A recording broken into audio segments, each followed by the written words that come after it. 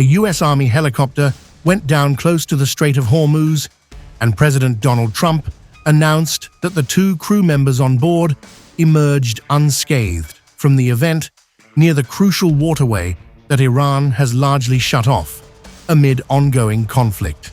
The cause of the crash remained undetermined in the Middle East, a region still grappling with the aftermath of the recent exchange of fire between Iran and Israel. The exchange of fire represented the most significant breach to date of the fragile ceasefire in the ongoing conflict involving Iran. Iranian state media, citing foreign sources, confirmed the occurrence of the crash, but provided no further details. Since the initiation of military strikes against Iran by the United States and Israel on February 28th, the conflict has significantly disrupted the global economy, leading to increased energy prices worldwide and elevating the cost of essential goods, including food. Efforts by officials to transform the ceasefire established in April into a lasting agreement to conclusively resolve the conflict have been unsuccessful, especially in light of Israel's escalation and expansion of its military operations in Lebanon, targeting the Iranian-supported militia Hezbollah. Amid the rapidly evolving geopolitical dynamics, is Japan's military set to fight Iran IRGC mine vessels in the Strait of Hormuz? Here's all you need to know.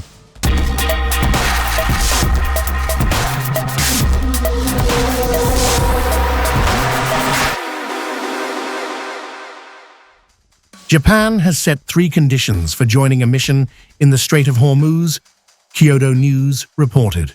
Japan would require the US and Iran to agree to a ceasefire, communication channels with the Iranian side to be in place, and the threat level in the strait to be reduced before deploying its self-defense forces, the report said, citing a source familiar with the matter. If those conditions are met, potential operations would include clearing abandoned mines and protecting commercial vessels, it added. Here, it is important to note that the US and Iran have clashed repeatedly, even when top officials from the 2 countries have offered assurances. The Strait of Hormuz resembles a bend looking down from space. Its narrowest point is just 33 kilometers wide. It flows from the Persian Gulf into the Gulf of Oman. From there, ships can then travel to the rest of the world. While Iran and Oman have their territorial waters in the strait, it's viewed as an international waterway where all ships can ply. The United Arab Emirates, home to the skyscraper-studded city of Dubai, also sits near the waterway. The Strait of Hormuz through history has been important for trade, with ceramics, ivory, silk and textiles moving from China through the region. In the modern era of supertankers, the narrow strait proved deep and wide enough to allow for oil to pass through it.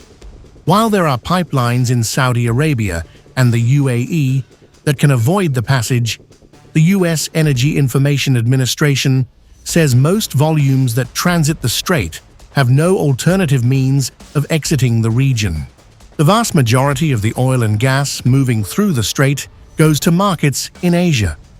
Threats to the route have spiked global energy prices in the past as well, including during the 12-day war Israel launched against Iran in June 2025.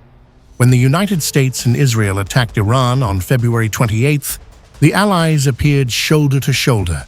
Prime Minister Netanyahu articulated that the objective was to weaken the Islamic Republic's military capabilities, dismantle its nuclear and ballistic missile programs, and ultimately overthrow its government.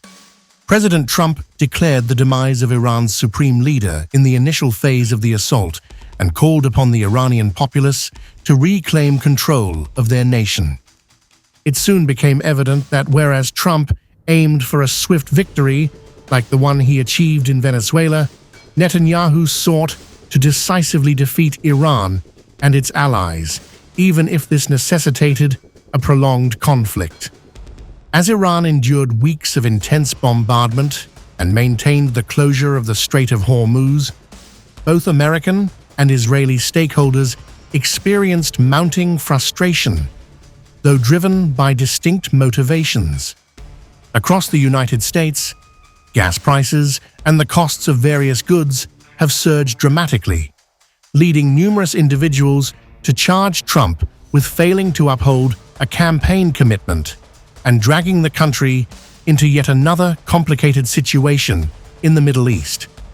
In response to this backlash, Trump has defended himself vigorously, as escalating frustration poses a risk to Republican prospects in the upcoming congressional elections this November. In Israel, anger grew over Netanyahu's failure to secure a lasting victory in the wars sparked by Hamas's October 7, 2023 attack, which happened on his watch. More than 2 years on, Hamas continues to govern a portion of Gaza. Hezbollah persists in launching rockets, and the Iranian government, along with its nuclear program, remains operational, notwithstanding significant setbacks. The collision course runs through Lebanon, where fighting still rages between Israel and Hezbollah, despite ceasefire announcements.